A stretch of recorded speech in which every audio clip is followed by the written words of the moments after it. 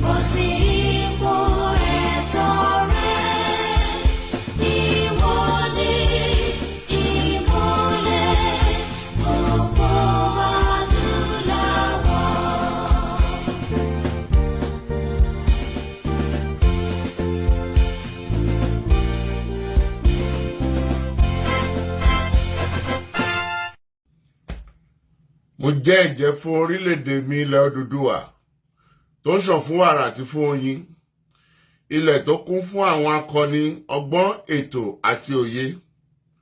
Mo ṣe ìlérí gẹ́gẹ́ bí ọmọ ológo ilẹ̀ adúláwọ̀, ìtànṣán oòrùn láti la ayé já nílẹ̀ Áfíríkà, láti gbé ilẹ̀ Odùduwà lárugẹ. Mo fọwọ́ sọ̀yà pé n kò ní dalẹ̀ tàbí ṣọ̀tẹ̀ sí ìṣọ̀kan àti ìtẹ̀síwájú orílẹ̀-èdè mi ilẹ̀ Odùduwà.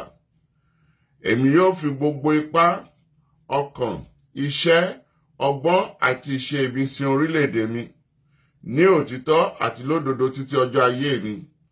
Gbogbo ìyànjú àwọn akọni tó ti lọ kò ní já sófo láti ọwọ́ mi títí dé ìrandíran tí ń bọ̀ lẹ́yìn. Mo ṣe ìlérí pé ẹ̀sìn tàbí ìṣèlú kò ní yà wá nílẹ̀ Odùduwà. Tó bá wáyé bẹ́ẹ̀, mo lè lo ọ̀kan ẹ̀jẹ̀ tó kù sára mi láti fi ṣègbè àti jàjàgbara fún orílẹ̀-èdè mi. Ilẹ̀ Odùduwà, èdè kan, àṣà kan àti ìṣe kan ló so wá pọ̀ láéláé lágbára Elédùwà. Kí ló dé tí láàrin àwọn àgbààgbà ilẹ̀ Yorùbá àwọn àgbààgbà wa ta ní àsìkò yìí àwọn àgbààgbà wọ́n pọ̀ dáadáa ní ilẹ̀ káàárọ̀ òjíire ṣùgbọ́n a rí wípé majority àwọn àgbààgbà ta ní tó yẹ kó máa speak on our behalf à ń rí àwọn àgbààgbà ọmọ Ìgbò àwọn Ohanaeze tí nǹkan bá ṣẹlẹ̀ tí gọ́fìmẹ̀ntì Nàìjíríà bá sọ wípé nǹkan báyìí tí ò bá ti pay wọn wọ́n á yí ọ̀rọ̀ jáde ẹ̀ rí online pé kí ni yóò àfẹ́ tí gọ́fìmẹ̀ntì bá sọ wípé nǹkan báyìí wọ́n fẹ́ ṣe tí ò bá pay àwọn nọ́dánà kíá a ti rí àwọn Arẹwà wọ́n ti fi mẹ́sẹ̀jì síta pé nǹkan báyìí a reject ẹ̀ ṣùgbọ́n ó máa hard tí wọ́n bá ti gọ́ọ̀mẹ̀ntì bá ṣe pé kinní kan tí gbogbo àwọn other people tí wọ́n reject ẹ̀ ẹ́dì la fi máa ń rí àwọn ti ilẹ̀ káàárọ̀ òjíire tí wọ́n máa ń reject àbí anything àwọn Afẹ́nifẹ́re dẹ̀rẹ́ kò sí nǹkan kan tí wọ́n sọ pé ó ṣẹlẹ̀ tí Afẹ́nifẹ́re ever reject on our behalf tí I like. ìkànnì wọn lè wò lẹ́gbẹ̀ẹ́ ìyá Afẹ́nifẹ́re. ẹ wà láfẹ́nifẹ́re. Fún alówó oṣù now, I pay my way. My annual due is 250,000 to Afẹ́nifẹ́re every year. Annual due la fẹ́ rán kò sẹ́ni tó fún alówó. I pay 250,000 every year. Daddy na yín ló gbogbo o. Àmì ò ní sọ́gbọ́n. So we are self a club. A company believe any good ideas ni. But we are not in government. We are not in government. Àmọ́ Daddy wípé Afẹ́nifẹ́re ò sí nínú government but they are pan political organization tí a lè rí wọn bẹ́ẹ̀ ni wípé àwọn ni wọ́n ń gbẹnu sọ tí wọ́n ń ṣojú tó ń represent àwọn ọmọ káàárọ̀ òjíire. So what about me then? Don't I say what is good? Am I not Afẹ́nifẹ́re? You are, sir. That's all. And that's all. I'm director of research. And I do my work. I'm not paid. Ṣẹ̀rí Dára. Ẹgbẹ́ ẹ̀yẹ èèyàn tẹ bá ní question fáwọn Afẹ́nifẹ́re láti ní Daddy wa láti Afẹ́nifẹ́re ó yẹ kí wọlé kẹbi wọn o. Jẹ́ kí n fẹ́lẹ̀ gbádùn nǹkan tó sọ yẹn. Ṣé o rí jẹ́ kí n sọ̀tọ̀ kan fún ẹ. Interview Dr. Fakunda tó kọ́ ṣe pẹ̀lú gbogbo ẹ̀ láwọn èèyàn ń pè mí. Gbogbo nǹkan tẹ́ ń sọ lòun náà ń sọ pé kí ni mo bá pè. Dr. Fakunda, how are you? This is Banji Ailoge. Olomo.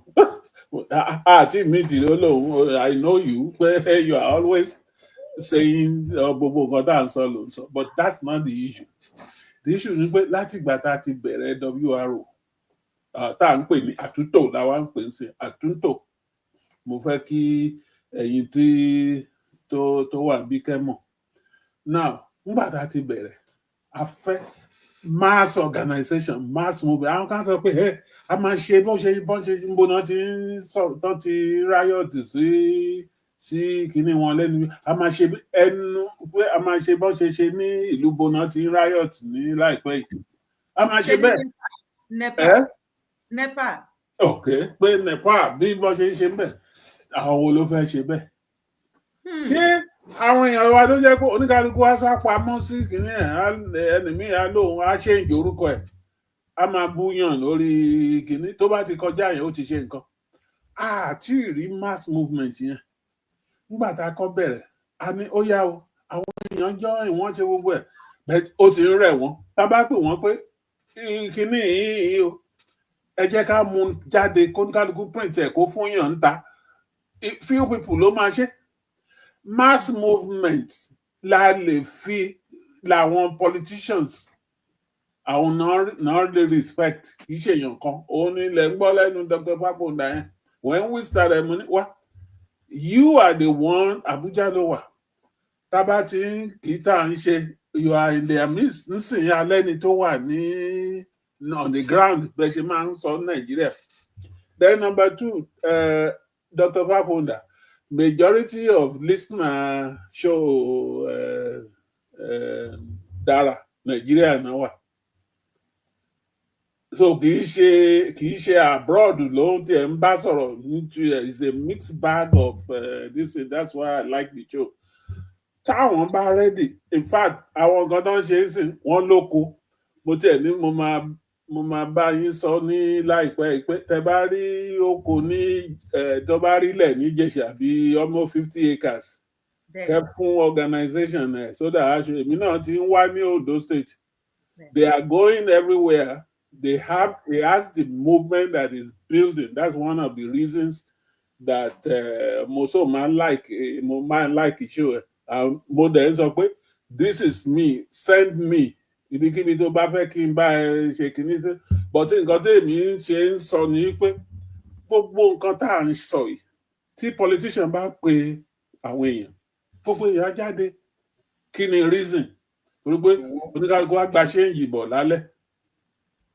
But àwa ò lówó tá a máa ṣé ẹni tá a ní kó wá kó tùlú ẹ̀ ṣe kó bàa lè rọ̀ lọ́rùn ṣé ara pension wa àbí owó táwa fi ń jẹun la máa fún àwọn yẹn ó dìgbà tẹ́yìn fúnra yín bá dìde pé nǹkan tá à ń fẹ́ nìyí ó ṣeé ṣe káwọn politician kán máa kó ọ̀rọ̀ yín dà sí wá kán máa kó dà sí gbó nítorí pé wọ́n mọ̀ yí pé kò sí nǹkan tá a lè ṣe.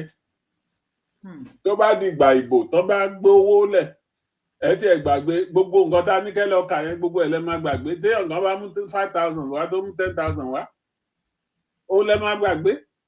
So ó easy fún politician láti ẹ̀ tí máa listen sí gbogbo nǹkan tá à ń sọ yìí kó dúró gbogbo owó tó ti ń gbà láti jẹ́ kó devote díẹ̀ nínú ẹ̀ sígbà election.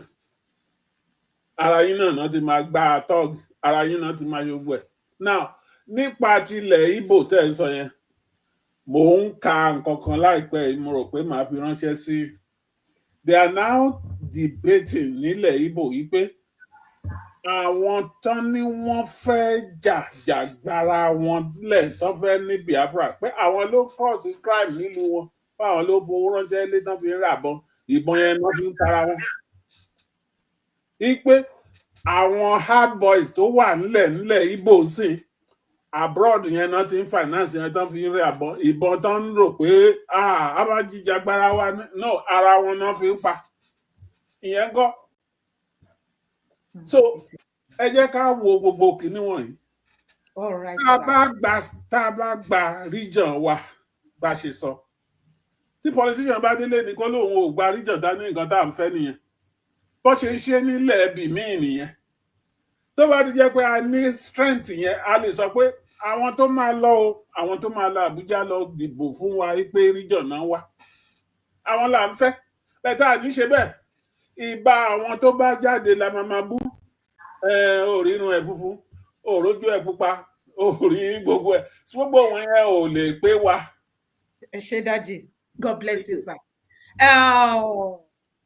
Ní ìgbà tí mo gbọ́ pé dádì Fápọ̀ndà Abuja based ni wọ́n inú mi dùn but dádì ǹjẹ́ ẹ ti gbìyànjú láti meet President Bola Ahmed Tinubu gẹ́gẹ́ bí àgbààgbà tẹjọ jẹ́ fún wa nílẹ̀ káàárọ̀ oòjíire láti lè pour mind yín sí wọn ǹjẹ́ ti meet bí a tí ò bá ṣe bàbá Tinubu ǹjẹ́ ti try láti meet àwọn tó close mọ́ wọn tán lè kọ orin yẹn sí wọn létí tán lè get attention wọn bíi bàbá Ọọ̀ni àbí bóyá ìyàwó wọn lè try láti meet ni àti gbogbo àwọn tẹmọ̀ nílẹ̀ káàárọ̀ oòjíire tí wọ́n close mọ́ bàbá Tinubu láti lè jẹ́ kí wọ́n mọ̀ because Daddy Fápọ̀ndà sir mo rántí ní ìgbà tí bàbá Tinubu tí wọ́n ń lọ káàkiri wípé wọ́n fẹ́ di ààrẹ wọ́n wá sí Ondo State ní Àkúrẹ́ lọ́dọ̀ Daddy Fáṣọrántí adẹ̀rí wípé Daddy endorse wọn wípé wọ́n kan go ahead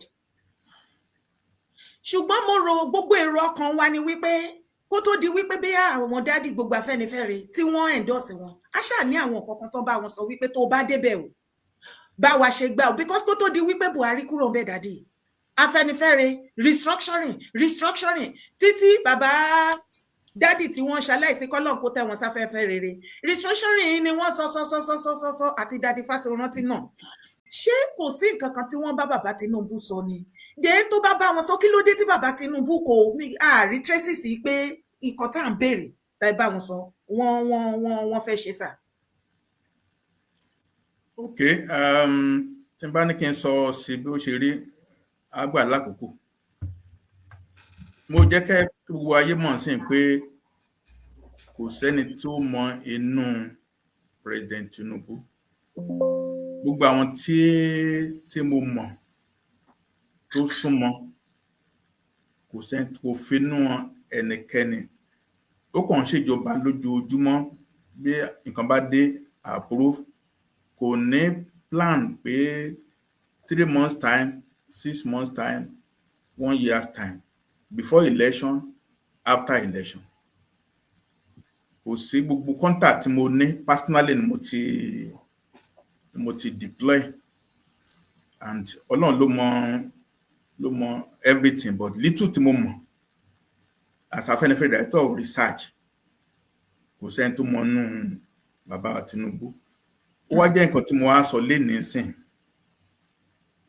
As from today now, mo sọ níbẹ̀rẹ̀ pé the next 3 to 6 months, gbogbo wa la gbọ́dọ̀ kẹnu sí Tinubu pé ẹ̀yin ló kàn láti jọ́ o, but àwa ló kàn ní the right word. Àwa ló kàn, àwa Yorùbá ló kàn. Tápà ló kàn ni, ó yẹ kó sọ nǹkan tó yẹ ká ṣe. Ó yẹ kó ránṣẹ́ sí àwa pé ìjọba mi fẹ́ ṣe báyìí, ìjọba mi fẹ́ ṣe báyìí, ìjọba mi fẹ́ ṣe báyìí. Nǹkan tó fẹ́ kí ẹ ṣe nìyẹn. Mo ti rán yàn sí títí pé kó tiẹ̀ fi wá sí committee, ká kàn wà lábẹ́, ká má bọ́ sí public, kó tiẹ̀ lè máa ránṣẹ́ sí wa pé nǹkan tó fẹ́ ṣe ní oṣù mẹ́fà ní o, ilẹ̀ ṣe feel about it, kí n dà sí fẹ́ ṣe o. Kò sí yẹn àtọ́, kò sí àtọ́.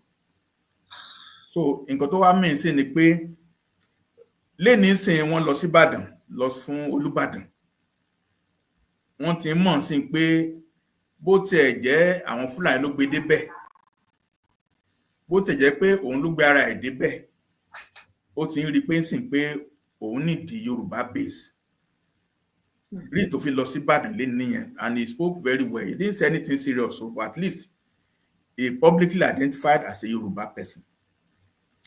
So election ti bẹ̀rẹ̀ nìyẹn sìn. Àwọn ará tó yá ọgbà tiẹ̀ rárá, wọ́n ti owó, wọ́n fẹ́ náwó nínàkúnà. Òun náà máa bá wọn jà o. Àjàtúká ló máa ṣẹlẹ̀ ní 2027. Ó máa win, but tó bá win tán. Ó dàn sá. Òkú á ti sùn lọ. Nǹkan tó yẹ ká ṣe ń sìn ni pé èmi nìkan kọ́, ẹ má fi pé mi nìkan, gbogbo wa ni pé tó bá lọ́gbà tó ń gbọ́ wá sìn, gbogbo ẹni tó bá mọ̀ èèyàn, Gbajabiamila ni o, Ẹdun ni o, Cardoso náà tó súnmọ́ bẹ́yẹn. Bàbá Àkàndé, former governor of Ọ̀ṣun State. Yes, sir. Gbogbo alákápá ẹnu pọ̀ pé nǹkan tá a fẹ́ ni pé ó gbọ́dọ̀ ṣe nǹkan ní next year before the election tó máa fún wa ní ìdánilójú pé ó fẹ́ ṣe tiwa tó bá tẹ̀ wọlé. Otherwise, a fẹ́ sí campaign against ẹ. Bí pa léèyàn bẹ́ẹ̀ ló bọ́ sí náà nígbà tó bá lè bá a sọ̀rọ̀. Ó bá léèyàn bẹ́ẹ̀ nìyẹn ká kó mọ tó wá promise wa pé ó máa ṣe kankan. So nǹkan tá máa ṣe nìyẹn, kò sí kankan tó secret inú ẹ̀.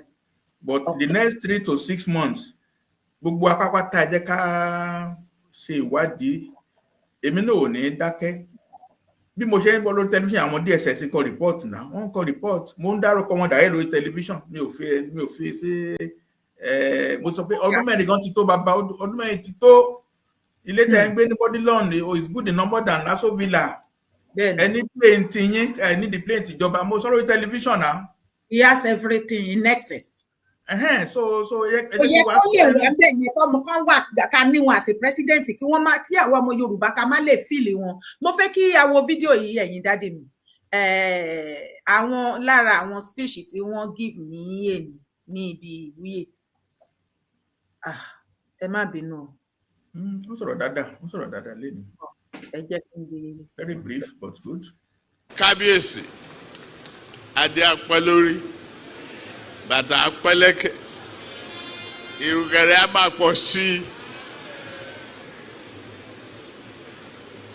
Ẹ kú ọdún òní, ẹ kú ọjọ́ ìní. Mo kí gbogbo Ìbàdàn.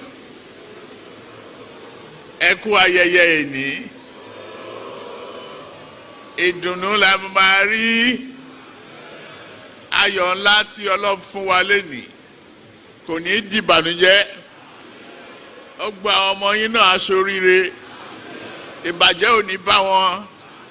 Ẹ ṣé, ẹ kú tọ́jú mi. Mo ti wá síbí sí Òkè Mọ̀pó pé ká ẹ dúró tì mí pé èmi ló kàn.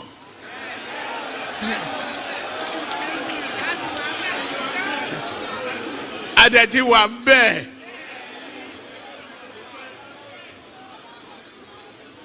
Ẹ ṣé o. To many of you here present again, today I'm honored and I'm very proud to give you the cheering news that the economy has turned the corner. There is a bright light at the end of the tunnel. Your suffering is a pain of a painful surgery. But it's now returned to the moment of growth and prosperity is awaiting us ahead. Thank you for your perseverance. Thank you for your endurance. Thank you for your understanding. Thank you. God bless you. God bless your state. God bless the Oba. Thank you, Excellency. What a wonderful speech.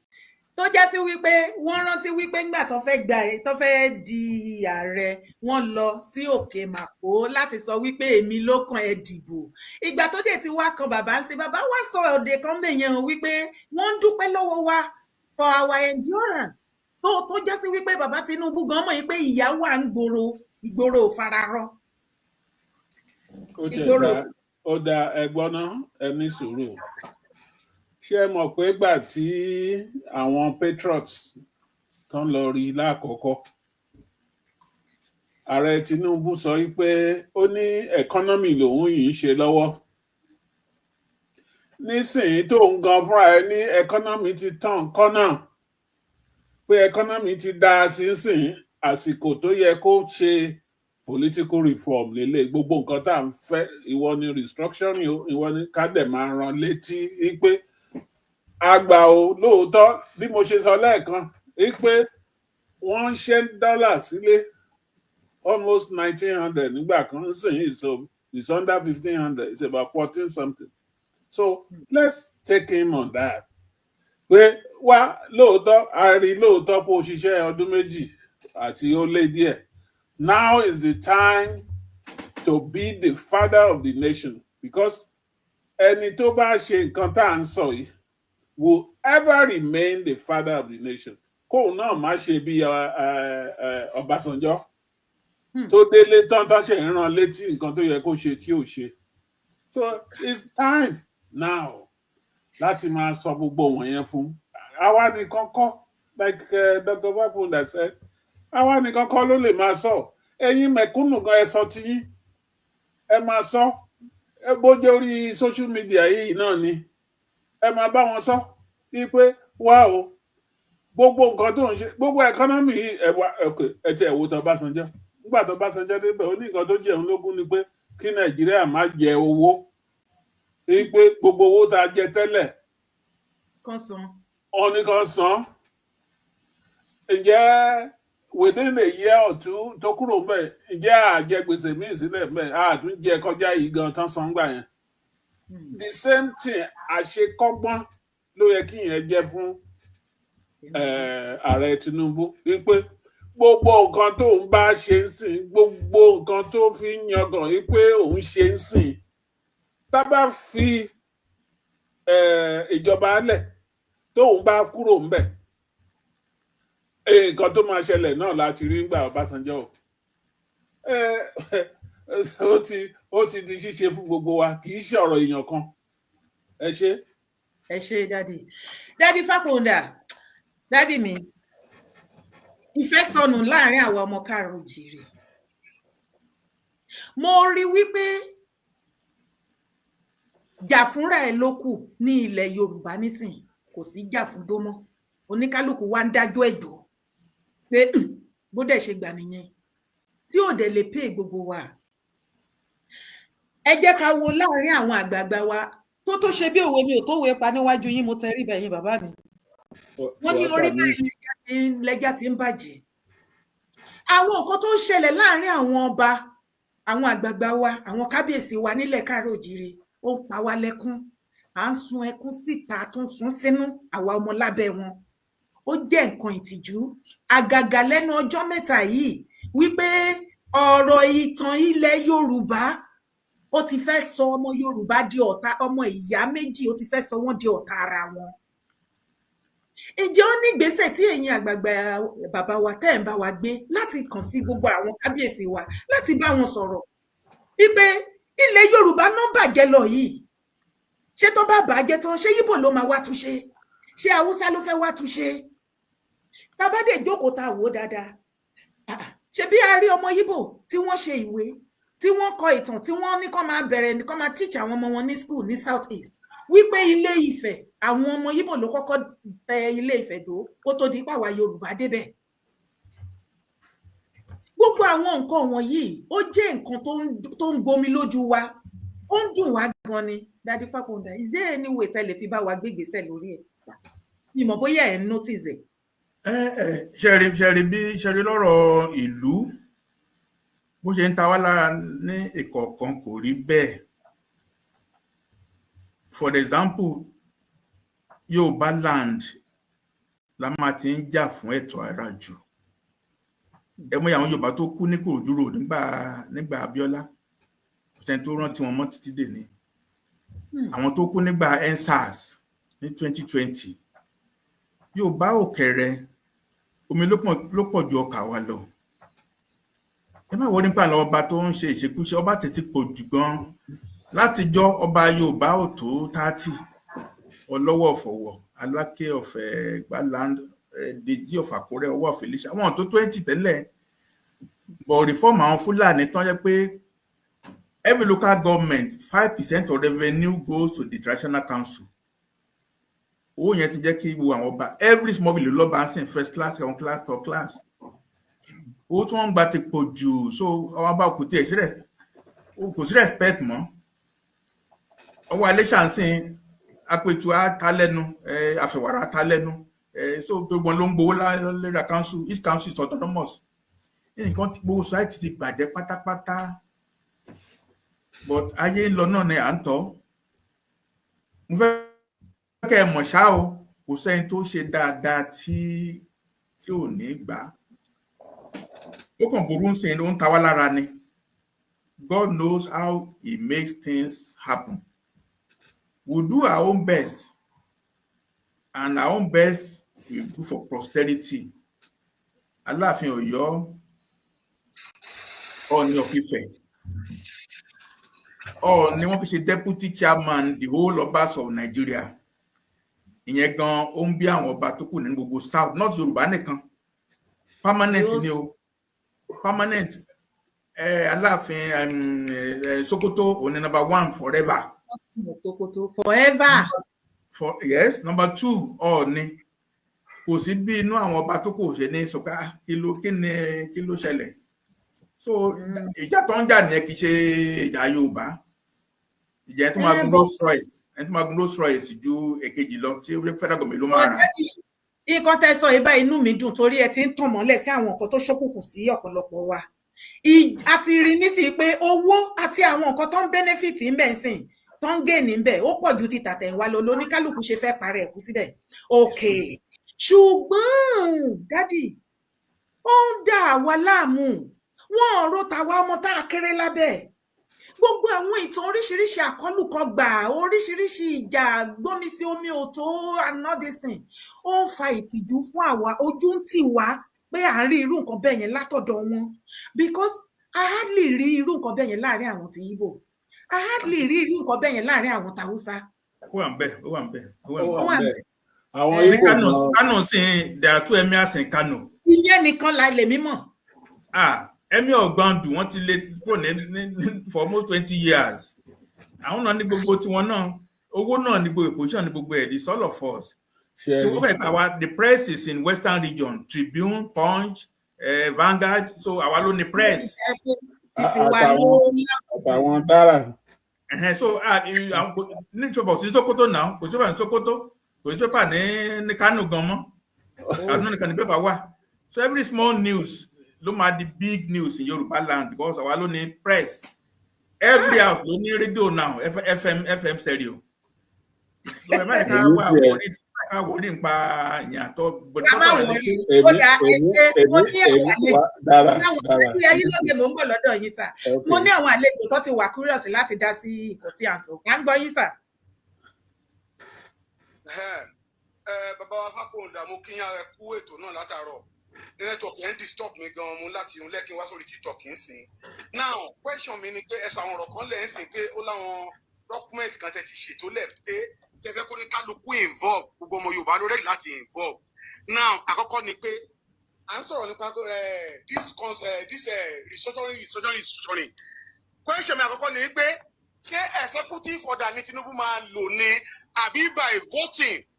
Ẹ máa gbọ́ mi sá o ẹ máa gbọ́rọ̀ mi sá o tó bá jẹ́ executive order ni ó lè ṣeé ṣe ṣùgbọ́n tó kọ́ bí yá àwọn tó wà nínú senate náà lè máa dìbò bàbá ó máa kú díẹ̀ káàtó torí ó máa rọ́mọ Yorùbá mi kan tó máa fún lówó mi ò sọ̀rọ̀ àwọn tó wà ní Ìlọrin o láwọn tó jójú lówó south west káwùsá fún lówó pé má tẹ̀lé àwọn èèyàn o tó máa gbowó ta ní òun fẹ́ restructuring ṣé èrò bẹ́ẹ̀ sà because the restructuring the constitution review tán sọ yìí tí tá a bá rò ó jinlẹ̀ dáadáa because arígbé ọ̀rọ̀ owó ipò tó ní kálukú ń lé wọ́n ti kówó owó ìran kejìlá jẹ lọ́rọ̀ ẹ bá wa wò ó sà ṣé executive order ni àbí wọ́n máa ṣe voting ní sẹ́nẹ̀tì lórí àwọn tí mò ń wò yẹn wọn ò nífẹ̀ẹ́ Yorùbá. ẹ ṣé thank you for your question. Answer ni pé executive order can be cancelled very easily.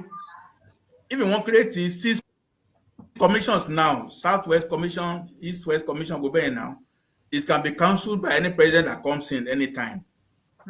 The correct thing is to have a constitutional change. Ó sì wọn Tinubu fẹ́ tí ò rí tó bá fẹ́ ṣe. Àwọn Hausa gbógun ti lórí tax bill, wọ́n gbàjà, wọ́n ṣe títí. Ó gbébọn lé Senate president.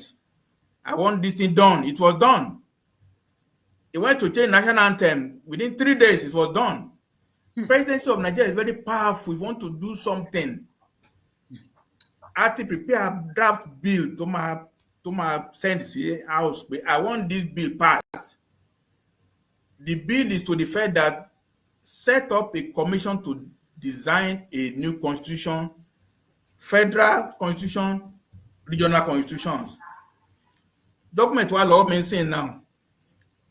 There used to be 68 items of work the government share, federal government. Federal should not do more than 12.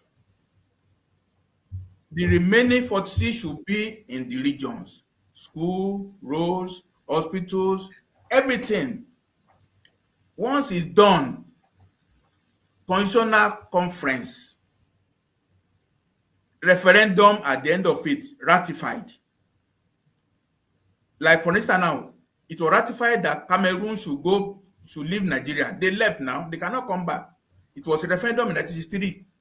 Come decided and started Cameroon, they must go to Cameroon, not part of Nigeria.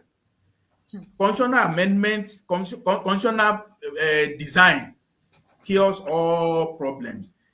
If no one wants to do it, the only one who can do it, nobody can do it. Nobody can stand in his face if he wants to do it. He will use all the powers of presidency. He will use EFCC. Okowoje sign this thing. Okowoje sign this thing. Kò sí nǹkan tí presidency ò lè ṣe tó fẹ́ ṣe. Òun la gbọ́dọ̀ kojú bọ̀tínú pé the only thing you will do is to have a new constitution, the federal one, the regional one, the way it was in 1960. Once it's done, we are on our own. All right. Ẹ ṣé daddy. Kí n tó question tí wọ́n fẹ́ béèrè ìyá ti ní àlejò lórí phone. Daddy mi Ayílóge náà máa bá wa dáhùn. À ń gbọ́ yín o, ẹ kálẹ́ káàbọ̀ sórí ètò. Yes ma. So, nǹkan tí mo fẹ́ béèrè ó dàbí pé Daddy Ayílóge sọ nígbà tí ẹ sọ̀rọ̀ àwọn ọba nǹkan kan sí wọ́n ní ọba Sátánì Sokoto wọ́n lòun ní bóyá Sátánì ní bóyá Satan ló ń jẹ́ mi ò tẹ̀ mọ́ pé tí ti bàbá wa Ilé-Ifẹ̀ ní kejì báwo ni ti Sátánì Ọ̀jájá báwo ni ti Sátánì láti Sókótó ló ṣe máa jẹ́ one ìbéèrè tèmi nìyẹn pé báwo ló ṣe máa jẹ́ one fún ilẹ̀ Yorùbá kí ló kan ilẹ̀ Haúsá pẹ̀lú ilẹ̀ Yorùbá kí ló kàn tó fi wá jẹ́ nọ́mbà one tó ṣe nọ́mbà one lọ́dọ̀ ẹ̀ lọ́hùn títí tó kúkú wá gbé sẹ́yìn wípé ara àwọn ìṣẹ̀lẹ̀ náà nìyẹn tó fi jẹ́ wípé ìgbà tí ẹlẹ́wọ̀ ẹ̀tù tó jọba gbà gbogbo wọn tó bá ti jọba wọn á kọ́kọ́ lọ tẹrí bá bẹ̀rẹ̀ so that means òun ló ń pàṣẹ fún gbogbo Yorùbá pátápátá nítorí kò yé mi ni mo ṣe ní kí ok ẹ ṣeun thank you. náà lè sọ wípé nǹkan tí ò bá yé ọmọdé kó máa béèrè ìyẹn lọ bẹ́ẹ̀ sà ẹlẹ́ẹ̀kejì níbẹ̀ ni wípé èmi tún fẹ́ béèrè nígbà tẹ́ ń sọ̀rọ̀ region kìíní kan sí jẹ́ ká gbàgbé nípa Yorùbá nation ni ká kúkú fókọ̀sì wípé tó a lè rí Yorùbá nation gbà pé tó region ní ká dẹ̀ máa fight fún so ìbéèrè méjì tí mo ní nìyẹn. ẹ ṣe dáadé yín ló ṣe question tó béèrè ṣé ó clear dáadáa sí.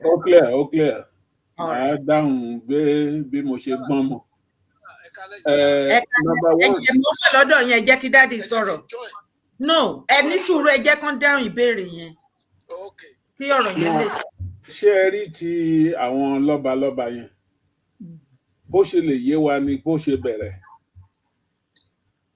Babangida ló jí lọ́jọ́ kan tó ní òun máa create national kí náà tẹ̀ ń pè Dr. Fakonda national rulers council. Babangida ní nígbà tó ń ṣe president tó lóun ṣe president ológun mo lọ́rẹ̀ẹ́ kan tó close mọ́ ń gbà yẹn ọ̀rẹ́ tímọ́tímọ́ mi ni ó lóun sọ fún pé wá nǹkan tó fẹ́ dáwọ́ yìí is not going to kò ní í ṣe yóò bá máa ní rárá.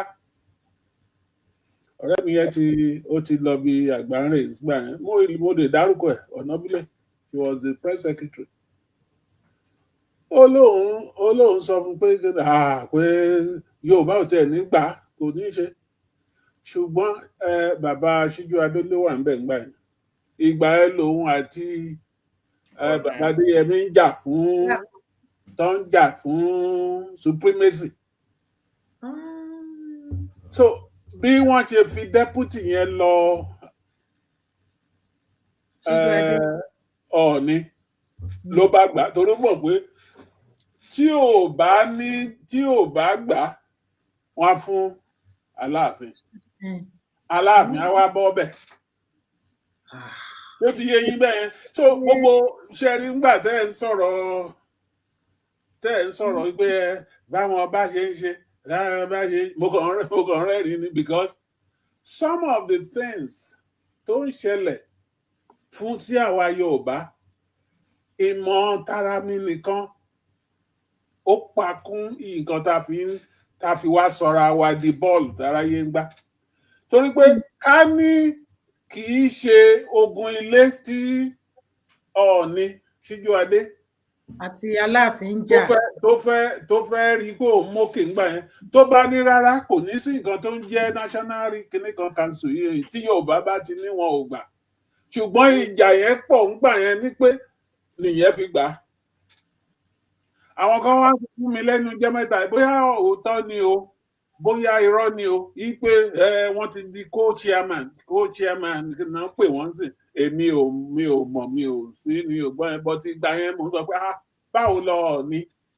máa ṣe lọ gba eléyìí mo wá wò ó gbà yẹn pé lóòótọ́ tí ò bá gbà wá ní òkè ṣé ò gbà ní tí ò gbà tó bá pe Adéyẹmí gbà yẹn pé bàbá Aláàfin pé wá ṣe kínní ó máa gbà ní. So some of the things tẹ́ ẹ̀ rí tẹ́ ẹ̀ ń complain ó fa problem fún wa gan nílẹ̀ yìí. Now the second one ni pé tá a bá gba Yorùbá tá a bá wà Yorùbá ìdá regional ni ìbá kínní a mọ history ara wa ọwọ́ wa ni gbogbo kínní wọ̀nyí wà kò sí nǹkan tí traditional council ń ṣe lọ́dọ̀ ìjọba àpapọ̀ anyway kí ni wọ́n fi ṣe now ìyẹn ọ̀tọ̀. So bí ìyẹn ṣe jẹ́ nìyẹn, mi ò mọ̀ bóyá ìyá wa tó béèrè bóyá mo answer yẹn. Now eléyìí tán tún sọ nípa ti Yorùbá nation pé bóyá kò sí nǹkan tó jẹ́, no, níkẹ́ni tó bá Yorùbá lè kú lẹ́yìn tó bá fẹ́ ṣe Yorùbá nation má ṣe. That is why tó fi máa ń yà mí lẹ́nu gbà míì tí àwa ta ní ẹ jẹ́ ká try regional. Mo ti ń sọ láti bẹ̀rẹ̀ níjọ́ tá a ti dá ọ̀rọ̀ regional government ilẹ̀ ni mo ti ń sọ wípé àti regional o àti ẹni tó ní Yorùbá nation the same goal la ní. As a matter of fact, àwọn ganan sọ fún yín pé Dare ò gbọ́dọ̀ kúrò ní Yorùbá nation. Láì ní mò ń sọ fún ẹ nígbà tí mo kúrò ní kíní tó sọ pé no mo ní no, stay where you are, because ẹni tó bá yé dáadáa kò sí confusion ní kíní. Tó bá jẹ́ region ló bọ́ sí lẹ́ni inú á dẹ̀wájú bó ṣe dẹ̀wáyé. Tó bá dẹ̀ jẹ́ Yorùbá nation níṣẹ́ nínú wọn máa dùn pé ó dá oníbodè apò òmù ilé yá. So ẹjọ ẹ má jẹ́ kí confusion kankan wà. Nǹkan tó ń pè ní self determination ni either to be able to control our region, like Dr. Fakunda was pointing out nínú àwọn publication tí a ṣe.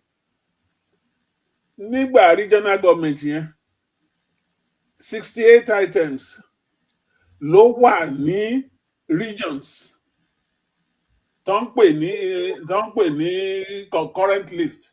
There are 3 lists níjọba, exclusive list, concurrent list and residual list. Ṣé ẹ rí exclusive list yẹn federal government ló ní? Ṣé ẹ rí concurrent yẹn ó mì pé irú education sí government lè ṣe? Government federal lè ṣe, and supervisory role ni federal government máa ní lórí ẹ̀. Kí ni mo mean? Tán bá ní, for instance, ẹ jẹ́ kí n mélé tó máa yé gbogbo èèyàn. Aviation, federal government controlling aviation ò ní kó jẹ́ yín ló máa kọ́ airport. No.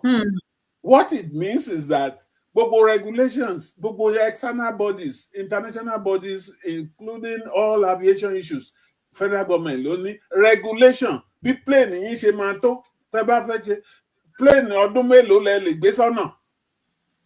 Tí ó ti yé yín bẹ́ẹ̀, kì í ṣe pé àwa ló máa ní Nigeria Airways, àwa ló máa ní airport, àwa ló máa ní àwọn tó ń ṣiṣẹ́ ń bẹ̀. No, we got it wrong. Gbogbo wọn ẹ la máa redefine, and in fact in the early days tá à ń sọ federal government máa ń sọ pé torí pé state region ò tí ì lówó láti ṣe àwọn nǹkan ẹ làwọn fi ń ṣe pé wọ́n máa filẹ̀ later. Bẹ́ẹ̀ ni àwọn sójà dé tán gbàjọba. Láti ìgbà yẹn oníkálukú ló wá ń kọ ebè sí kàtàrà. Tó bá jẹ́ Hausa ni ẹ, tó jẹ́ military president àbí Fúlàní ni ẹ, gbogbo nǹkan tó wà láyé àtowó tó wà ń bẹ láti family ẹ láwọn ọ̀rẹ́ ẹ gbogbo wọn ló máa jẹ. So nǹkan tí gbogbo ẹ fi rí báyìí nìyẹn, kì í ṣe pé bóyá kìíní. So àtẹni tó ń ṣe o self determination náà ń pè. Self determination can be in terms of controlling your area within the federation.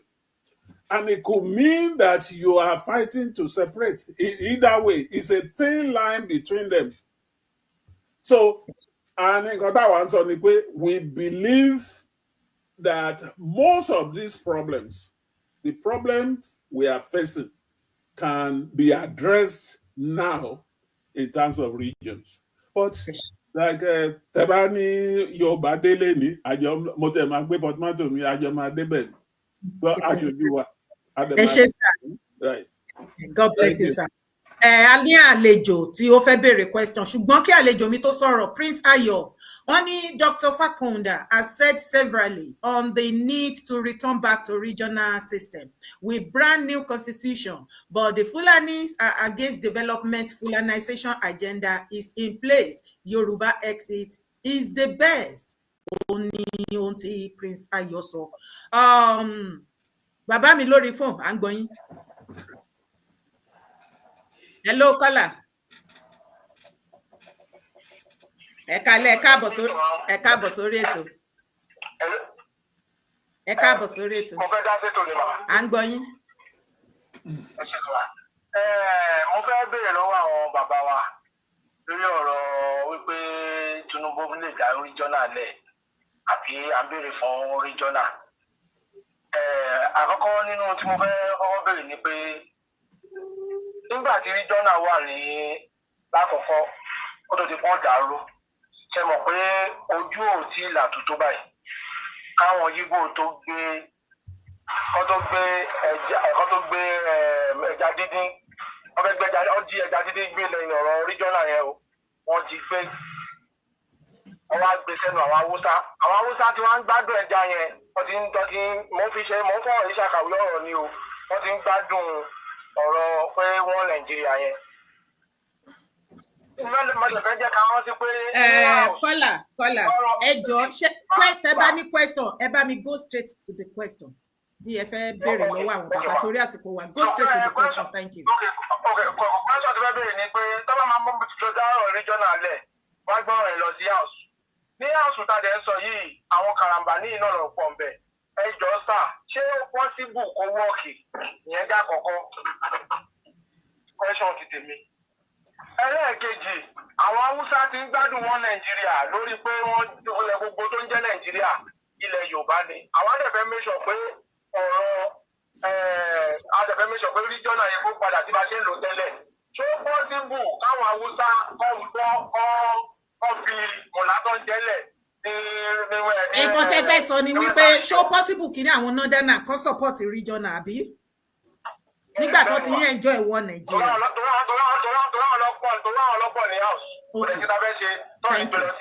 Thank you. Daddy Fakonda mi mo bóyá I understand question sir. God bless you. I understand. Ṣé rí question báyìí ó máa ń bà mí nínú jẹ́. Ẹnìkan sọ pé Hausa ò ní gbà. Ṣé àwa ká jẹ́ bí ẹrú forever ni? Okay, àtẹ̀gbọ́n gbà tí Buhari wà ń bẹ kì í ṣe èèyàn wa ìyẹn olówó ló wà ń bẹ ń sìn and executive president ló wà ń bẹ kò sí nǹkan tí Tinubu fẹ́ ṣe tí ò lè ṣe àfi tó wá pé ọmọ tara tiẹ̀ nìkan tó bá fẹ́ ṣe nǹkan tó jẹ́ Yorùbá. If he passes the bill to the house today gbogbo wa la máa fẹnu sí either tí ó bá possible then Nàìjíríà pín nìyẹn we are the cause to call for war. If you don't want peaceful change to occur, then you call for war. We'll be able to ask, then we'll be able to ask.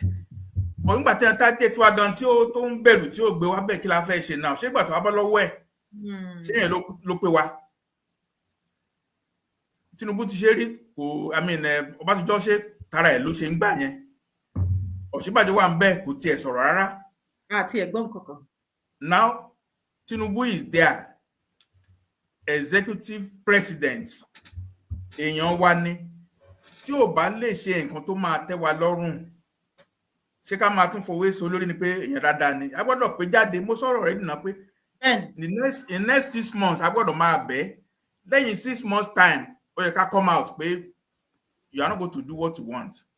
Let it be on record pé okay nígbà tó bá kúrò ńbẹ̀ tán a máa ṣe máa complain fún Igbo pé Igbo jẹ́ ká ṣe region o tàbí ká rí Atiku débẹ̀ ṣé ṣó bójú mú gbà yẹn. Rárá torí pé láti ọ̀dẹ̀sọ̀dádì Atiku gan ti ń gbé jáde báyìí pé tí Yorùbá kan fóun ní support tó ó padà deny. Irọ́ ló ń pa nígbà téèyàn tó wà ń bẹ̀ tí ó ṣe ṣáà lè sọ fún nígbà tó bá wà ń bẹ̀ pé Tinubu kò yé Tinubu ni o kò yé ni o ìjọba ṣe ṣó bọ́ọ̀sì ń gbà yẹn àti bọ́ sóko ẹrú nẹ̀ pátápátá a gbọ́dọ̀ sọ̀rọ̀ mọ́. Ẹ ti jẹ́ kó yé gbogbo àwọn ọmọ Yorùbá báyìí wípé bàbá Tinubu o lórí ipò tí wọ́n wà ààrẹ orílẹ̀-èdè Nàìjíríà àfi tí wọ́n bá fẹ́ ṣe lókù wọ́n ní agbára láti ṣe àwọn nǹkan kan tí à ń béèrè. Èmi believe pé ó ti fẹ́ ṣe ń sìn o. Irọ́. Ní sùúrù fún mi my friend ní sùúrù. àní Ìbàdàn lẹ́yìn iṣẹ́ nígbà tó sọ pé ẹkọ́nọ́mì tó òun túnṣe òun ti ṣe ó ti dáa ṣé bẹ́ẹ̀ ẹkọ́nọ́mì ló lóòkọ́ fẹ́ ṣe tẹ́lẹ̀ ẹ jẹ́ ká wá sọ fún sìn pé wẹ́ a ti gbọ́ ẹ̀ ń bàdàn o ti ní ẹkọ́nọ́mì ti dáa o ti ṣe o thank you adúpẹ́ lọ́wọ́ ẹ wá ṣe ilé ìta ní kò ṣe that's easy that's a campaign thing ṣẹ́rí ẹ máa ń sọ tí bá ti ń sọ̀rọ̀ ńgbà mí ẹ ní politician ní bàbá I think like one of them sometimes. No, we can blackmail him now. We can blackmail him now, no doubt. Ọlọ́run ti ṣe àbí ṣe bóun ló ní ìgbà tó lò ṣé bẹ́ẹ̀ gbọ́ pé ìwọ ló post speech yẹn mi ò gbọ́ kí n tó débí mo dẹ̀ listen sí rapt attention. Ọlọ́run ti ṣe economy pé èmi náà dẹ̀ ní òótọ́ ló ṣe why mo ní dọ́là nígbà tó bẹ̀rẹ̀ yẹn was 1900 ó ti di 14 sìn. Ṣé ṣàmání kò ṣe ni so o ti ṣe débì kan o ṣe o thank you ààrẹ wá bá wa ṣe léèta ni kò ṣe nǹkan tó yẹ kí Yorùbá máa sọ sí nìyẹn. That is what I'm saying. Okay. Look, it's so easy. Lọ ká máa pe bàbá Tinubu. Bàbá Tinubu thank you oníṣẹ́ economy tó wá ṣe.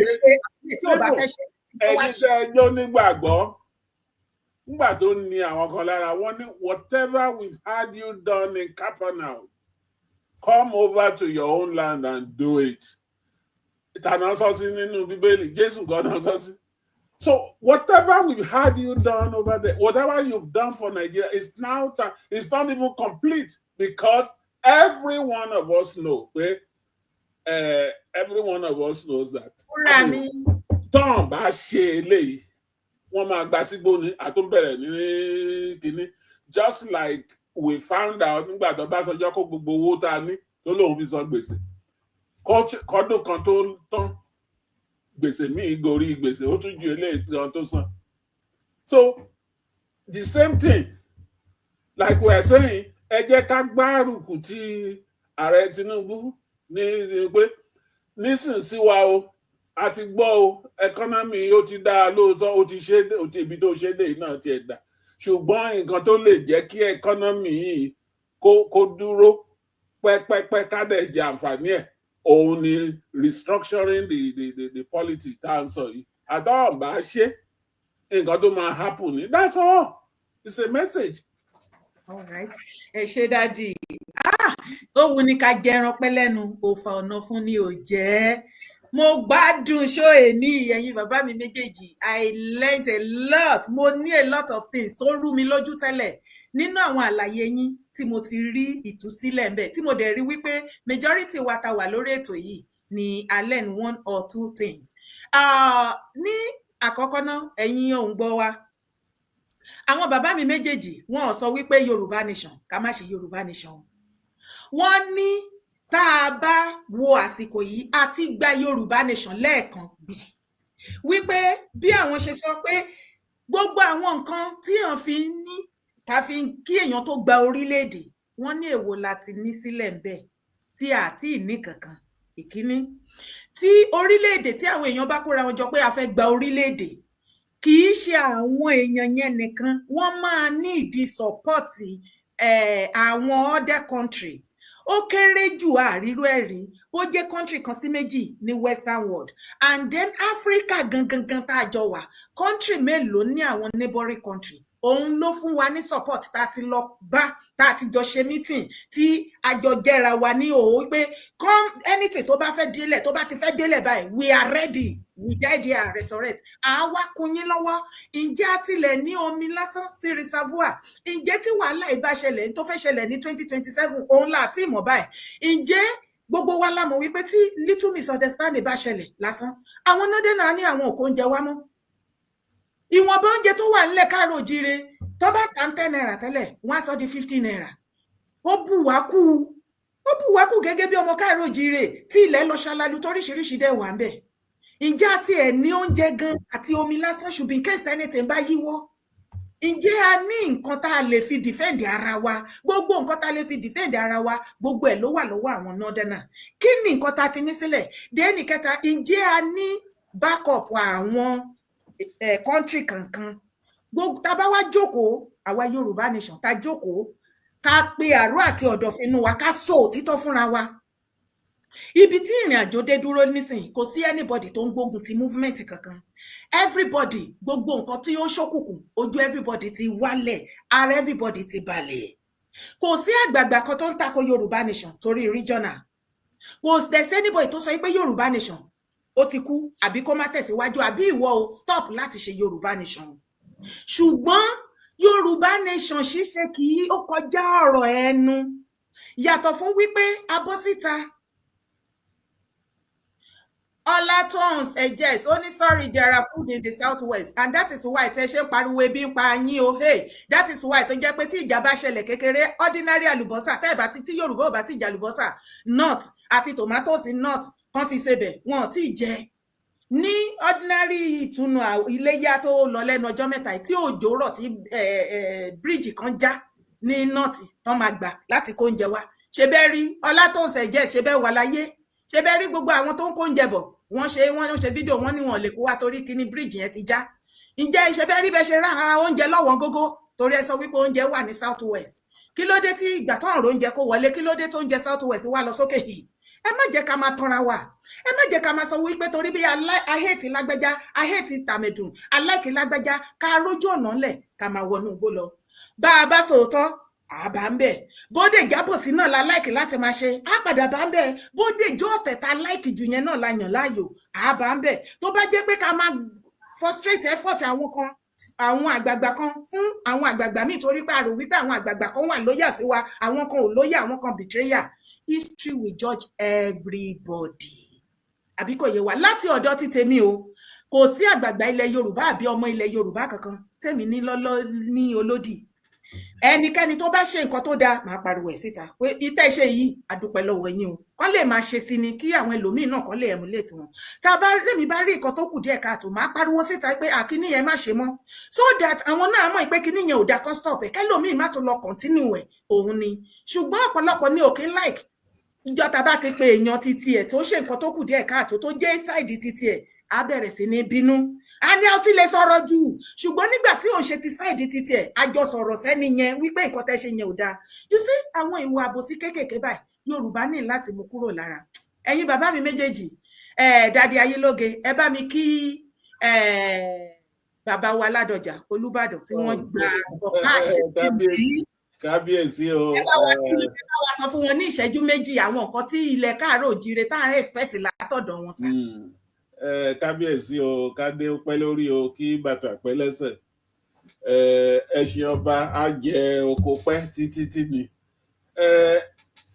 èmi mo ní ìgbàgbọ́ pé tí Olúbàdàn tó wà ńbẹ̀ ńsìn tó bá bẹ̀rẹ̀ nǹkan á tún bẹ̀rẹ̀ sí yẹ torí pé ó nímọ̀ òṣèlú iṣẹ́ rí ìlú wọ́n fi ń kó wọ́n fi òun náà ń lò ní gbogbo àgbáyé láti tò ìlú náà fi ń tò state náà fi ń tò country ó ti ṣe gómìnà rí ó ti ṣe he's been senator is in and out of Nigeria now lóòótọ́ ọba a mọ̀ yí pé ìjòyè ni kó tó jọba wọ́n máa ń tò tọ́ọ̀nù nílẹ̀ Ìbàdàn wọ́n máa ń tò ó dẹ̀ ti ń babọ̀ so òun náà ò ń ṣàjèjì so gbogbo lọ́tún lósì ló ti ní kíni ló ní experience jẹ́ kí n wo mi ò tí ì tètè lè translate experience yẹn ló fi ní experience láti ṣe láti lead ọmọ Yorùbá lásìkò tá a wà yìí Yorùbá wà ní situation tó jẹ́ pé à bẹ Olúbàdàn ní pé pẹ̀lú gbogbo nǹkan tá a mọ̀ pé ó lè ṣe kó ṣiṣẹ́ fún wa lọ́dọ̀ ìjọba ni torí ńgbà tó ń ṣe tí tó fẹ́ impeach gọ́vnà Ládọjà tó ń fẹ́ impeach ààrẹ tó wà ńbẹ̀ ńsìn wọ́n lòun náà kópa lára pé báwo náà kàn ṣe máa yọ so wọ́n mọra wọn ìyẹn lọ́tọ̀ wọ́n lè bára wọn sọ̀rọ̀ wọ́n lè pera wọn pé gbọ́ o nǹkan báyìí ni Yorùbá fẹ́ kó ṣe fún wọn. Then nípa tàwọn ọba náà kò sẹ́ni tó máa kọkà Ìbàdàn kéré o. Àwa ò ní kọkà Ìbàdàn kéré tiwa torí àfẹ́ yọnu. Lọ́tún lósì àti nípa aáwọ̀ tó wà láàrin Aláàfin àti Ọọ̀ni. Even àtàwọn ọba míì tá a ń wò wípé ó kù díẹ̀ káàtó tó ń ṣe. Ọba Adédọjà Ìyábá Ìbàdàn ó ní nǹkan tó lè ṣe. Ọba Aládọjà ó ní nǹkan tó lè ṣe torí pé éèjì gan tún wà in his favour. Ọjọ́ orí ẹ̀ kì í ṣe ọmọ kékeré. Ó ní experience in politics. Ó ti joyè, ó ti ń bóyè ìbọ̀ náà tó ń promote ẹ̀ bọ̀ ní Nàìjíríà ní Ìbàdàn. So kò sí nǹkan tí ò pé sọ́wọ́ ẹ̀. Òun ni inú wa fi dùn lénìí wípé irú ẹni bẹ́ẹ̀ kì í ṣe èmi ò fẹ́ sọ eléyìí ṣùgbọ́n ti jọba Canada náà ti lọ mú. Ẹ ṣeun, thank you. Daddy Fakonda sir, ẹ bá wa kí Daddy Olúbàdàn Bàbá Ládọjà ẹ bá wa. Ọlọ́run bá lọ́rọ̀ ẹ̀mí wọn at 82 today. Ọba gidi ọmọlúàbí ọba ní Ọba Ládọjà. Ó yẹ kán pín owó nígbà Òǹpẹ̀lú Adédìbú, kán pín owó ń gbà yẹn kán jọ àpọ̀pín. Ó yarí kanlẹ̀kùn òní ṣàjọ pín owó ìjọba. In fact, Adédìbú sọ ń gbà yẹn pé security vote was 65 million pé ó yẹ kó fún ní 15 million owó yẹn. Ó wà nù rẹ́kọ̀dù nù. Ó yẹ kó fún ní 15 million lóṣooṣù. Ó ní tí ò bá ti ṣe ó ní mo rò ó fún ní bóyá ó fẹ́ bí ewúrẹ́ kan ránṣẹ́ sí àbí màálù ló ní kó máa mú kẹ́ ẹ lọ. Èmi ò fẹ́ lọ́dọ̀ Ládọjà a máa lè kúrò ńbẹ̀. Ó dẹ̀ lè kúrò ńbẹ̀. Bàbá yẹn ò faramọ́ pé kán jọ pín owó ìjọba. Ó faramọ́. Ọmọlúàbí èèyàn ni bàbá yẹn kọ́ ló ń bá a lọ́ra ẹ̀mí ẹ̀. Èkejì gọ́vnà ló tẹ̀ wá ń bẹ́ẹ̀ ni bóyá mi ò mọ̀ gọ́vnà tó wá ń bẹ̀ tán fẹ́ da Olúbàdàn tí tán sì rú. Ajímọ̀bí wọ́n fẹ́ dàrú. Òun nìkan ló dúró pé no pé you cannot spoil tradition. Ó dẹ̀ favour ẹ̀gán gbà yẹn. Ìbájú Olúbàdàn láti much earlier than now. He said no, right is right. Somebody that we want in Yorùbá la Ọlọ́run ló gbé síbẹ̀ sí. Kí ni mo á bẹ̀rẹ̀ sí ni pé Ọlọ́run ká gbogbo àwa tá wà yóò bá ń sìn bóyá òun lọ́lọ́ máa fi ọba tó máa jẹ́ kó lead wa. Tá a bá kọ lẹ́tà sí fún pé this is how you wear o. You sided with people, you are not for money. You are not for position also when it favors you. We want you now to do the last thing you will do. Papa, you have 10 more years. We don't know how much you live. But God might live. It might live to anytime. But it says 2 years now. Only 25 years more. So we want him to use his influence now. Nǹkan táwọn ni ò ṣe tán jẹun níjẹkújẹ tí wọ́n kàn ṣe second ọba tó ń pa agbẹ́dá kiri all over. Can you do something now? Let your voice now be in favor of Yoruba emancipation in Yoruba land. We might want to reach out to him on that basis and challenge him to act on that basis. I wish him well. Thank you. As a matter of fact, mo rò pé Dr. Fakonda yẹ kó wà Ìbàdàn lẹ́ni nígbà tí ò tètè pé kọ́. Ariwo lásán ni ariwo ní gbogbo ẹ̀. Ọ̀la tí ẹ̀ bá tẹ̀ fẹ́ di lọ́la ń sìn ọ̀tún lọ́wọ́ bẹ́tà jù kàn lọ lé ní. That's true. Anyway, yes. Owó labí Ládẹjọ́ ìṣe títàn ṣe ó lè bá a rí náà. Owó labí Ládẹjọ́ ìṣe Ìbàdàn person. So, I'll talk to him. Ẹ wo ẹ̀yin èèyàn mi kò wù mí kí n yọ̀ǹda àwọn bàbá mi méjèèjì ṣùgbọ́n a ti lo àkókò àti gba 2 hours lọ́wọ́ wọn torí wọn ti ẹ̀rọ pé wọ́n máa lò bẹ́ẹ̀ mi kò tiẹ̀ mọ̀ pé wọ́n máa lè ní patient pẹ̀lú wa till this moment. Inú mi dùn ayọ̀ mi kún on behalf of gbogbo ọmọ ilẹ̀ káàárọ̀ òjíire, gbogbo ọmọ Yorùbá káàkiri àgbáyé, à ń fi àsìkò yìí sọ wípé a máa rí ẹ̀yin bàbá wa bá ní gbogbo ìgbà o. Ẹ gbé dáyà jù báyìí lọ lórúkọ bàbá, ọmọ àti ẹ̀mí mímọ́. The fact wípé à ń pè yín, ẹ̀ ń jẹ́ wa, kàn máa dún nínú kẹ́ máa sọ wípé iṣẹ́ ń lọ lábẹ́ bíi ti ọ̀pọ̀lọpọ̀ àwọn àgbààgbà tẹ́ bá pè wọ́n orí fóònù nìkan náà ti máa ń lè sọ̀rọ̀. Ṣùgbọ́n tó bá ti di wípé jẹ́ abọ́ síta, táwọn èèyàn wa bá tún gbọ́rọ̀ lẹ́nu yá tún múùfù wọn díẹ̀, á tún jẹ́ kí wọ́n ṣe dáadáa pé kinní kan kọ̀ọ̀kan wàá máa gbọ́ ọ̀rọ̀ social media, you see. But mo notice pé ẹ̀yin bàbá mi méjèèjì kò sígbà tá a pè yín, kò sí social media àwọn èèyàn tó bá pè yín lórí ọ̀rọ̀ ilẹ̀ Yorùbá, ẹ ti ṣe tán, ever ready ni yín, à ń fi yín yangàn. Èmi close mọ́ yín, mo dẹ̀ mọ̀ díẹ̀ nípa bí ó ṣe ń lọ wípé tako ìrìn àjò Yorùbá nation. Ṣùgbọ́n ọ̀pọ̀lọpọ̀ lórí àwọn nǹkan àgàgà bàbá yìí lóge, ọ̀pọ̀lọpọ̀ torí àwọn nǹkan tí àwọn mídíà kan ti sọ ní ìgbà kan, torí nǹkan tí kò yé wọn, òun ni wọ́n sì ń gbé sí mind. Mo dẹ̀ fi àsìkò yìí dá gbogbo ọmọ Yorùbá nation nílé lóko lẹ́yìn odi. Mo fi àsìkò yìí sọ fún yín níṣojú Daddy Fápòǹdà àti Daddy Ayilóge ni mo ti ń sọ wípé Professor Banji Akintoye wọ́n against the regional government. Chief Sunday Adéyẹmọ Ìgbòho wọ́n against the regional government. Àwọn méjèèjì náà sọ wípé èyí tó bá tètè yá, ó ti yá náà nìyẹn. So má múra ẹ lọ́ta o, kó má jẹ́ pé ìwọ nìkan ló ń dá ṣọ̀tá yẹn. Bàbá Professor Banji Akintoye àti bàbá Ayilóge, they are like this. Chief Sunday Adéyẹmọ Ìgbòho àti bàbá Ayilóge, bàbá wọn ni. Má dèrè ẹ sínú ìgbèkùn, nǹkan tó mọ̀ tó wà nínú òkùnkùn, túra ẹ sílẹ̀. Ayé move, à ń tọ́ lọ. Bó o ṣọ̀tá jù bẹ́ẹ̀ lọ, kò ní kí nǹkan tí ò bá ní ṣẹlẹ̀ kó ṣẹlẹ̀. Bó o ṣọ̀tá jù bẹ́ẹ̀ lọ, kò ní kí nǹkan tó máa ṣẹlẹ̀ kó má ṣẹlẹ̀. Kí la wá ń sọ?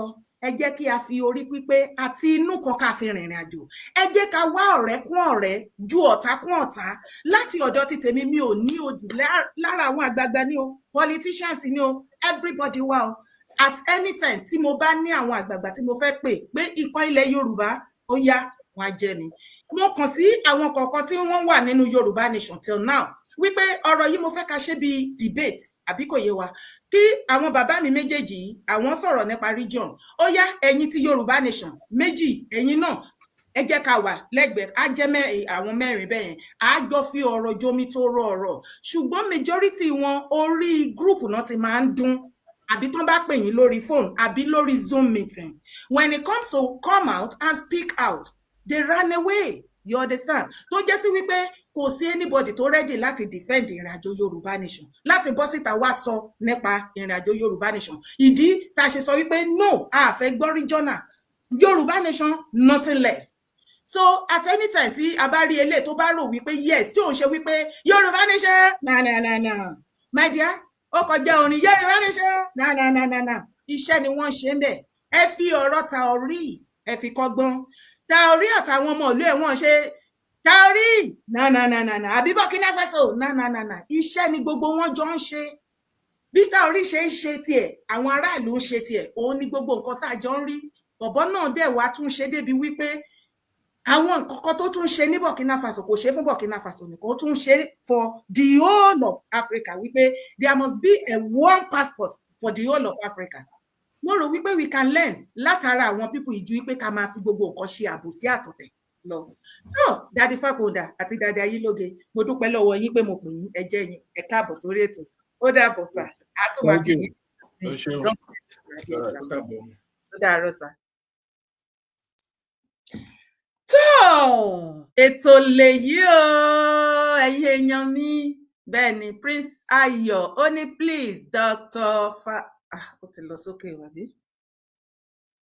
Ẹ jẹ́ n gbé wálẹ̀ díẹ̀ kí n ka comment yẹn. Prince Ayọ̀ ní please Dr. Fápòǹdà, kindly send letter and all your documents to all our obas to enable them have good knowledge of the need for regionalism. Thank you for this comment. It's a very powerful one. Òótọ́ ni. Àtúnyì máa gbé wọn padà wá torí èyí tá a ṣe lénìí.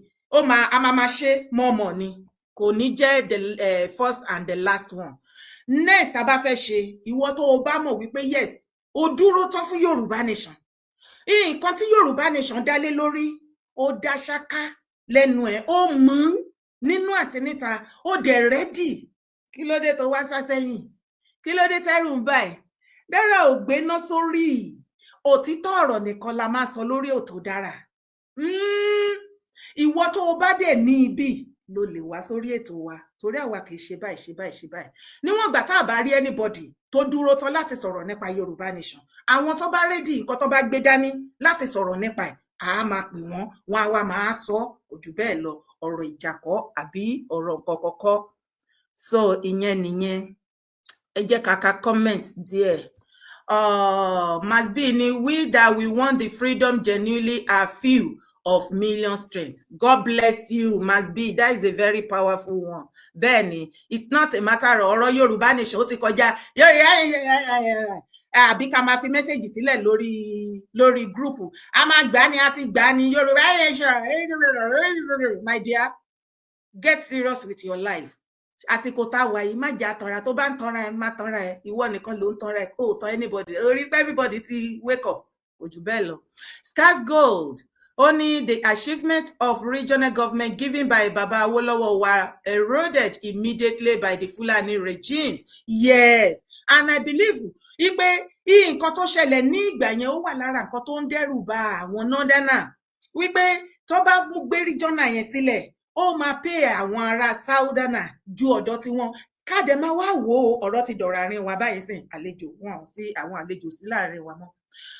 Káde máa wá wo tó bá jẹ́ wípé àwọn Northerner wọ́n jẹ́ èèyàn rere ni àwọn leaders wọn tán ready láti develop North, tán ready láti ṣiṣẹ́ bó ṣe yẹ kí wọ́n ṣe.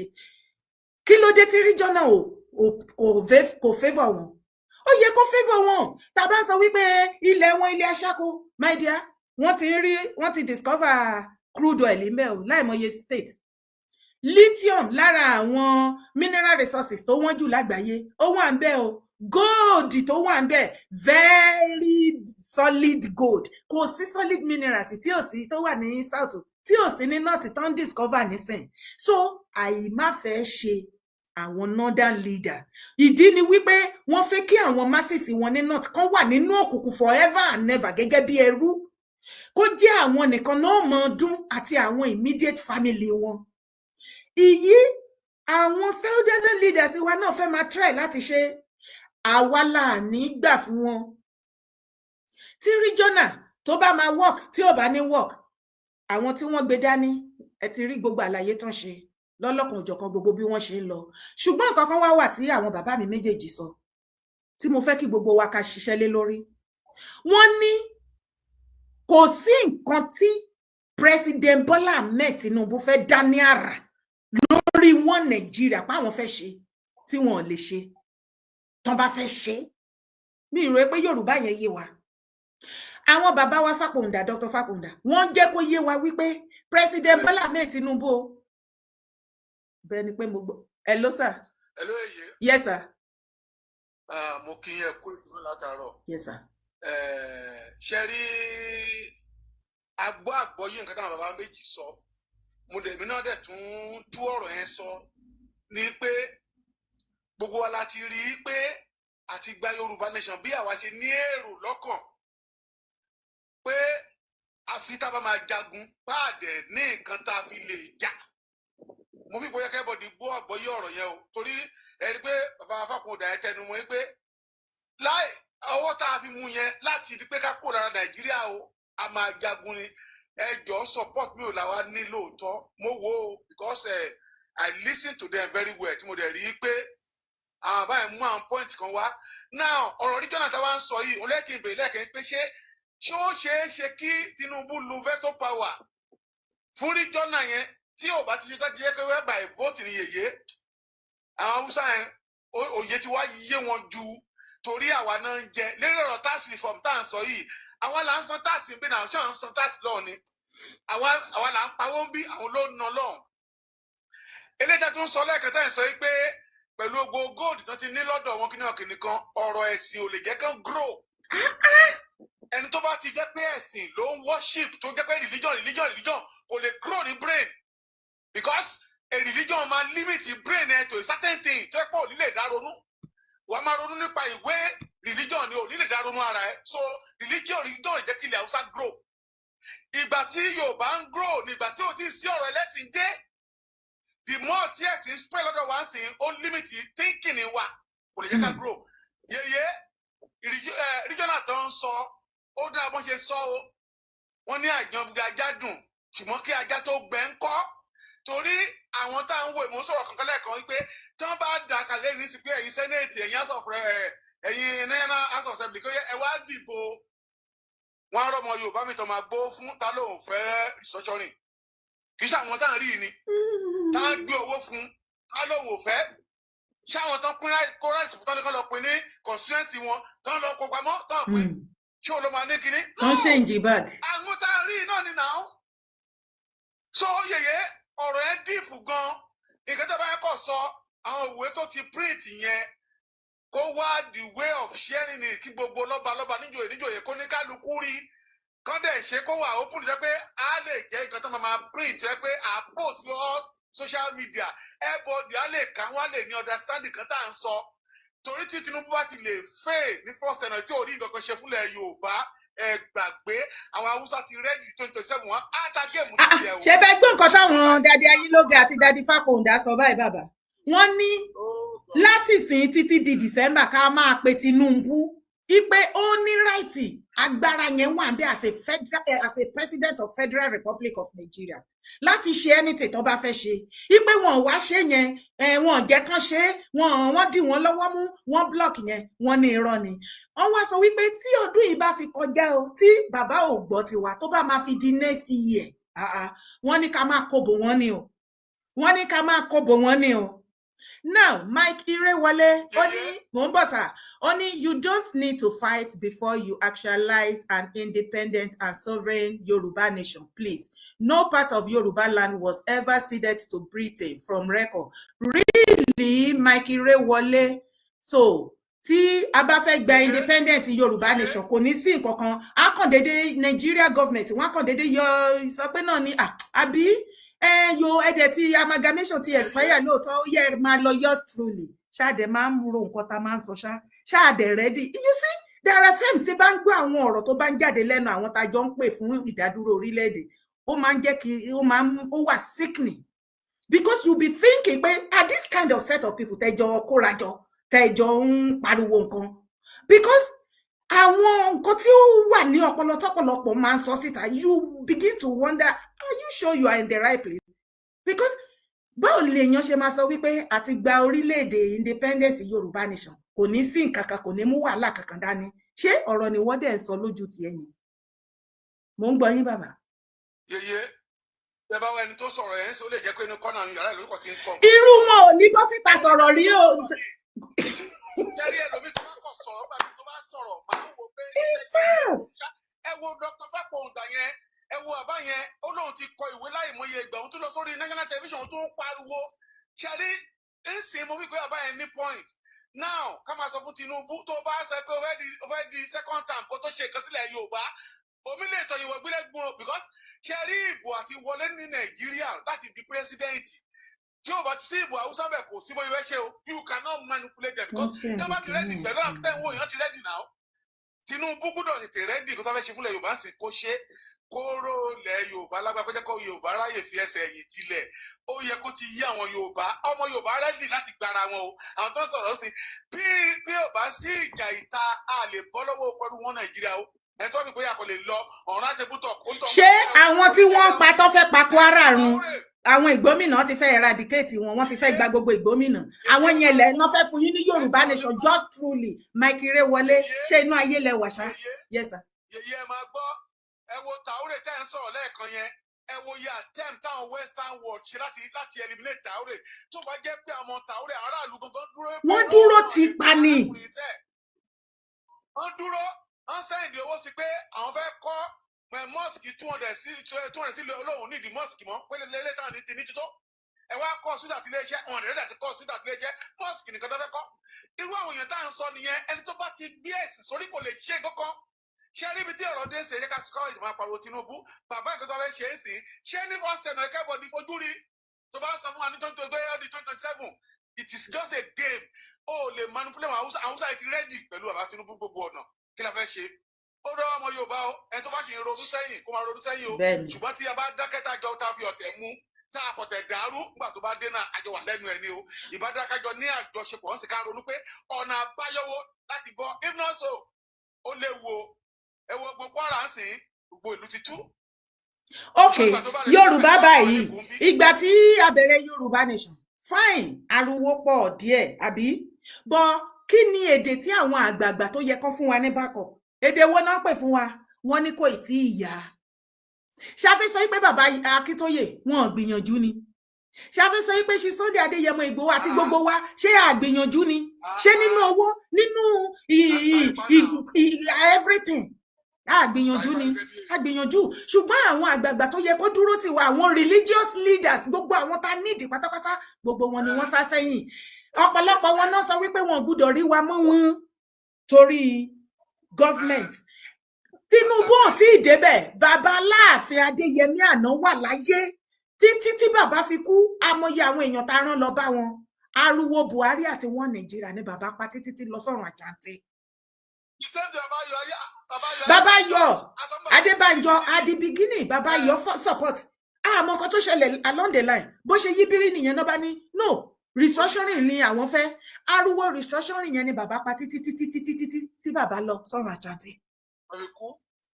ok gbogbo ẹ̀yin tẹ́ yẹ kẹ́ fún wa ní backup ńgbà yẹn ẹ fún wa ẹ tún yá sìn wọ́n ní ìgbà tó di stage kan wọ́n ní kì í ṣe wípé àrẹ́dì ṣùgbọ́n ọmọ wa ló kàn sìn ẹ jẹ́ káwa Yorùbá náà ká ṣe ok ọmọ Yorùbá ó ti wà ń bẹ̀ báyìí pé ọmọ wa ní tó bá ti débẹ̀ gbogbo nǹkan tá a bá sọ fún òun ló máa lọ ṣe ṣebí lára àwọn bàbá wa Afẹ́nifẹ́re ni wọ́n wà ń bẹ̀ ṣebí nǹkan tí àwọn Afẹ́nifẹ́re ń sọ fún wa nìyẹn wípé ọmọ wa ni tó bá débẹ̀ àti sọ fún gbogbo nǹkan tá a sọ fún òun ló máa ṣe ìgbà tí Tinubu ti débẹ̀ nísìn ṣe báwọn Afẹ́nifẹ́re lára àwọn leader Afẹ́nifẹ́re bàbá Fákúndà àwọn náà tún sọ fún wa nísìn wípé gbogbo ọ̀nà ni wọ́n ti gbìyànjú láti lọ bá bàbá Tinubu láti bá wọn jókòó pé wá ṣe báyìí bàbá ọ̀fàyè lẹ̀ wọn ò jẹ́ kó wá rí wọn àwọn bọ́ìsì wọn tó tún rí wọn láwọn yẹn àbẹ́yìn ò gbọ́ nǹkan tí bàbá Fákúndà sọ wọ́n ní gbogbo wọn sọ wípé àwọn bàbá yẹn kàn pariwo ni ẹ fi wọ́n sílẹ̀ kó máa jambla ẹnu and there you are ibẹ̀ ni wọ́n jókòó sí.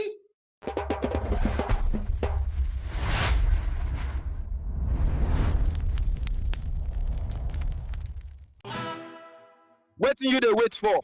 If you never subscribe to Arole Baba 1010 Media and TV, you dey miss street gist.